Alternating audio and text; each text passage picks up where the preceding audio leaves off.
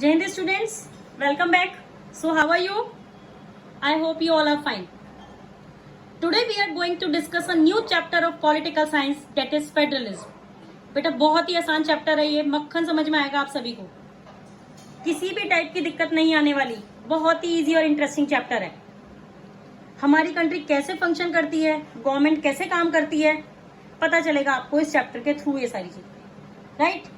But I know you already studied this chapter by Anju ma'am before summer vacation. But this chapter is important one for a board exam.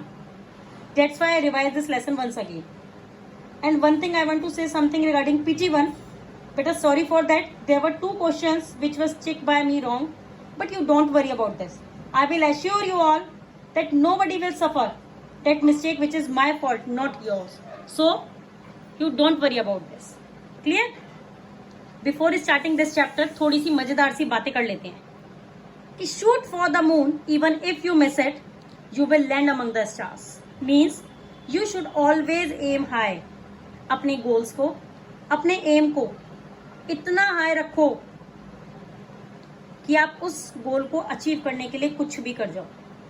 लेकिन ऐसा नहीं है कि अपना गोल आपने बना दिया और फिर आप उसको भूल गए, छुट्टी हो गई।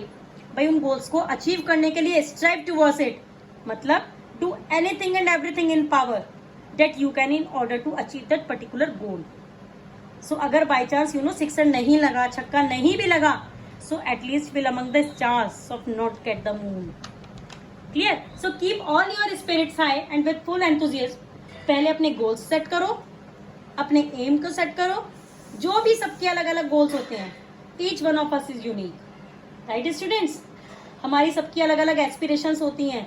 किसी को डॉक्टर बनना होगा, किसी को इंजीनियर बनना होगा, किसी को सीए बनना होगा, राइट? सभी को कुछ ना कुछ बनना है। तो अपने गोल्स के टुवर्ड्स काम करो, because you are your only competition eventually.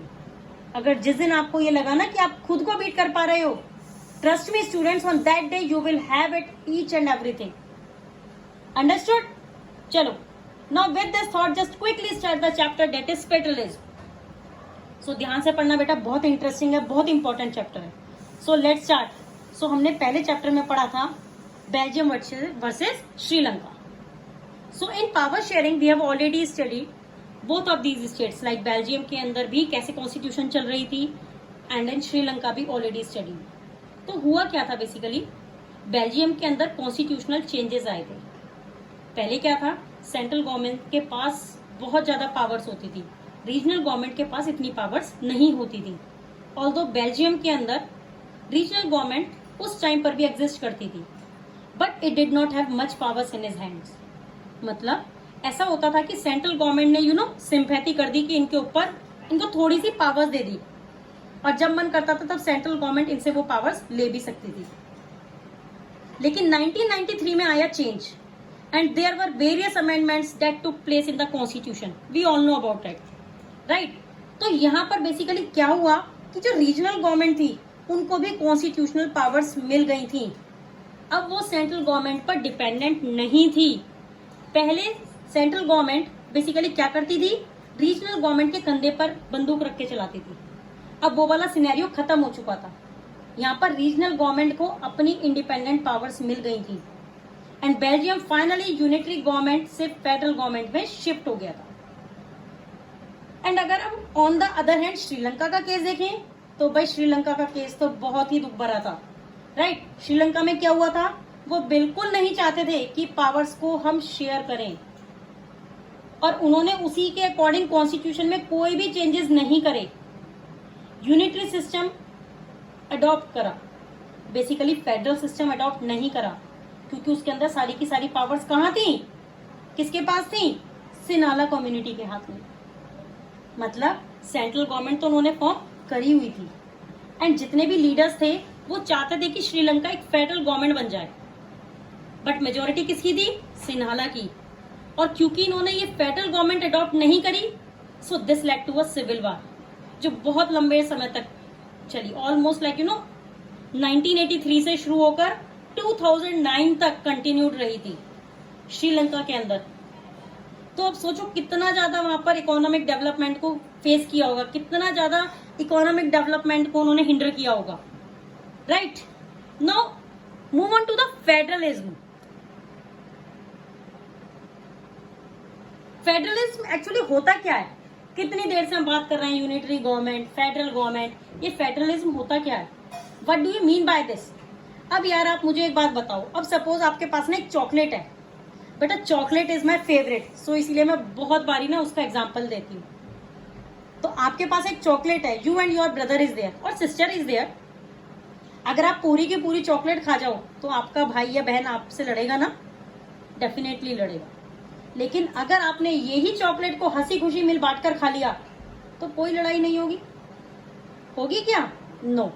कोई डिस्प्यूट्स भी नहीं होंगे, मतलब कोई प्रॉब्लम क्रिएट ही नहीं होगी. And you will good to go, मतलब दोनों ही तरीके से आप खुश रहेंगे. राइट?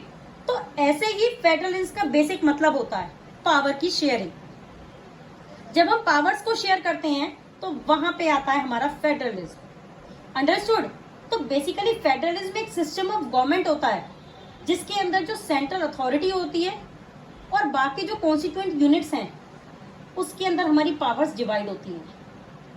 तो अगर मैं एक सिंपल लैंग्वेज में बोलूं तो federalism is nothing but sharing of powers. And we all know sharing is caring. Right? तो शेयरिंग जहां पर हो रही है पावर्स की, वहां पर क्या फॉर्म हो रही है? वहां पर फेडरलिज्म फॉर्म हो रही है. अब आप लोग सोच रहे होंगे कि मैम शेयर करके पावर्स का करना क्या है? बट नहीं बेटा, really it is very very important and already studied in first chapter, that is power sharing. And इसीलिए आपको पता होगा कि पावर शेयरिंग क्यों इंपॉर्टेंट है. बेटा यूनिटी मेंटेन करने के लिए कितनी ज्यादा इंपॉर्टेंट है. अदरवाइज हमारे कॉन्फ्लिक्ट्स हो सकते हैं, डिस्प्यूट्स हो सकते हैं. उनको हटाने के लिए, ताकि कॉन्फ्लिक्ट्स ना हो, डिस्प्यूट्स ना हो, इसके लिए पावर शेयरिंग बहुत ज्यादा इंपॉर्टेंट होती है. अंडरस्टूड? अब देखिए, सबसे पहले एक चीज समझो कि 2 लेवल्स ऑफ गवर्नमेंट तो होनी ही चाहिए.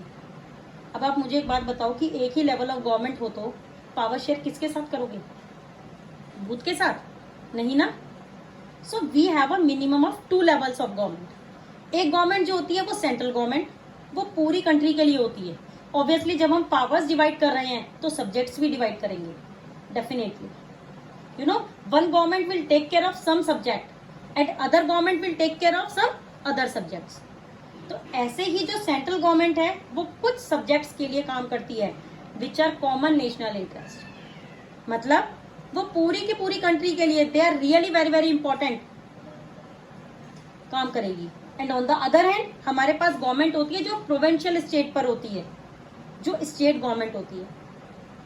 दे look at the day to day administration of their state. Now if you talk about our country like India, कितने सारे states हैं, so many religions, you know, we have different traditions, different culture, languages. भाई एक government कितना कुछ संभालेगी? तो अलग अलग लेवल्स पर गवर्नमेंट फॉर्म हुए हैं. स्टेट गवर्नमेंट अपने पर्टिकुलर स्टेट के लिए अलग अलग लॉज फॉर्मुलेट करती है. लेकिन ये दोनों लेवल्स ऑफ गवर्नमेंट है ना, ये दोनों एक दूसरे पर बहुत ज्यादा डिपेंडेंट नहीं होती हैं. They are independent of each other and they enjoy independent powers also. Understood, students?